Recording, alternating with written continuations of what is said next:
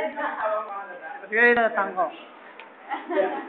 Alam ko naman na marami tayong pinagdaanan na away. Especially nagkakaroon tayo ng tampuhan. I know, hindi ko naman sabihin na hindi tayo nagkakatampuhan. Kapag nagagalit ako, kapag honestly may tantrums ako, di ba before, sinabi na sa inyo na pag papasok ko ng classroom nyo, sometimes talaga I feel na parang yung galit ko na pinakamataas na. But I try to still identify you as my advisory class. Even though it's hard, para sa akin, before, pero eventually, na-realize ko rin na wala nang mapapalit sa inyo. You're my advisory class. So whatever happens, kahit sabihin man natin na nagkakailan tayo, nagkakawayan tayo,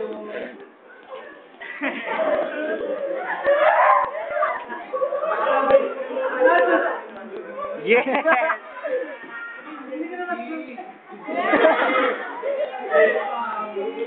ang masasabi ko lang talaga, whatever na-encounter natin na problema in the past, na malamang hanggang ngayon, nandiyan pa rin sa inyo. I know na some of you still feel very mad at me dahil parang dahil alam ko na hindi ko kayo masyado na-treat as an advisor. I can actually sense it. Kasi di ba malamang may mga, I don't know if there's rivalry between the other sections ba or Sino mahal? Anyway, Sino mahal? ba't natatandaan eh? Regardless kung ano man ang nangyari sa akin before. Yes? Regardless kung ano man nangyari sa akin before, ang tatandaan niyo palagi, kahit nagkakagalit tayo, you will always be my advisor. Yes! I love it!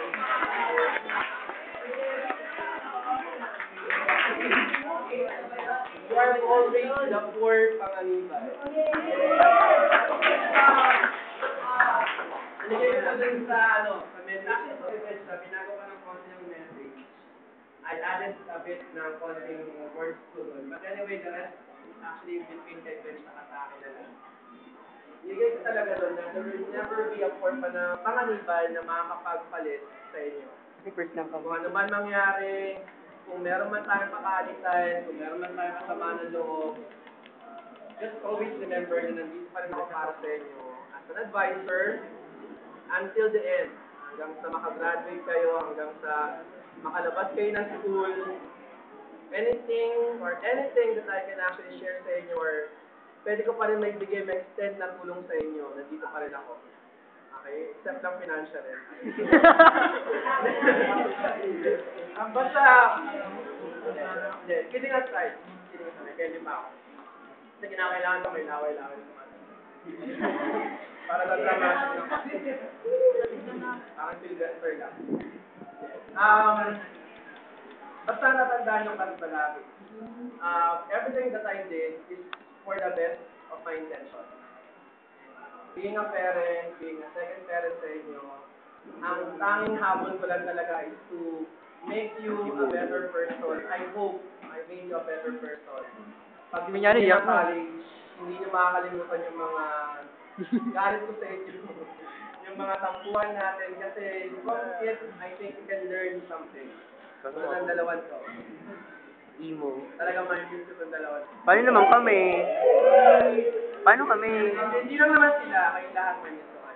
In one way or another class, meron kayong special something na na-share sa akin. If you don't, I cannot share it sa inyo, pero there's something about each one of you na na-touch ako. Paging malibog. Bilang, Yo! Kadiri! Yo!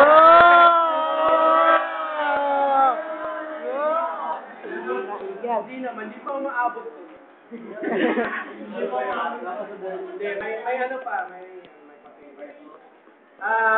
Merong mga bagay na naibigay niyo sa akin, na-share niyo sa akin na I think I can apply next year sa mga darating mga advisory class ko.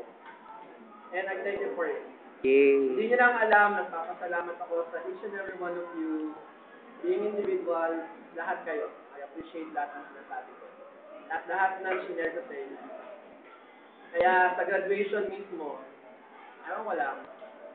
Iyak ka mo, syempre. I'll try my best na banggitin proudly ang mga pangalan nyo sa harapan ng mga tao. Sir, dapat umiiyak-iyak pa habang sinasabi pangalan namin. Yes, being honest talaga, mahirap. Alam ko mahirap ang pinagdaanan natin. Then, alam ko naman na malalampasan natin lahat. So, I hope everyone, malamang kasi wala tayong chance mag-usap-usap ng ganito. This will be the last na may miss pa yun ng Masarap ang dahil. So, maraming salamat ulit. In the future, I hope you will be very successful. 4 years from now, pwede niyo akong balikan at sabihin nyo na ito na ako, successful na ako. May anak na ako. Wala pa akong anak. Nahihilin niya. May ako asawa na may asawa. Rumana. Basta, what I can say class that you will be one day successful talaga. Lahat kayo will be successful. Sir, after 4 years, may susunod si Romana.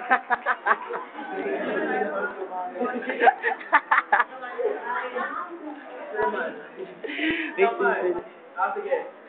Yun na lang. Yun na lang para sa lahat. Sir, a picture. Anything that you want to share sa akin, if you want to tell me something about nangyari sa akin before, you can approach me lang lang. Don't have to say it to everyone. You can approach me lang. Kung nagalit kayo sa akin, kung may nagkapumay sa akin, okay lang. Nakakabing ko naman siya. Anyway, di ba? Kasi napag-aaral na natin yan. So what's done is done, what's past is past. Let's just see what lies ahead na lang sa akin. Bye-bye. We still be friends, magiging advice ang palibag natin sa akin. Pero I can take that na hanggang ngayon, hanggang sa, siguro, hanggang sa makagraduate kayo, hanggang sa makatapos kayo ng college, o makapaghanap kayo ng trabaho, you will always be one of my students and advisors class na 4,000. Grupag!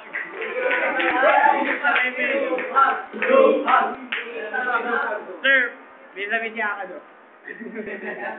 Yeah, alam ko may gano'n na siya. After 4 years daw, okay na siya.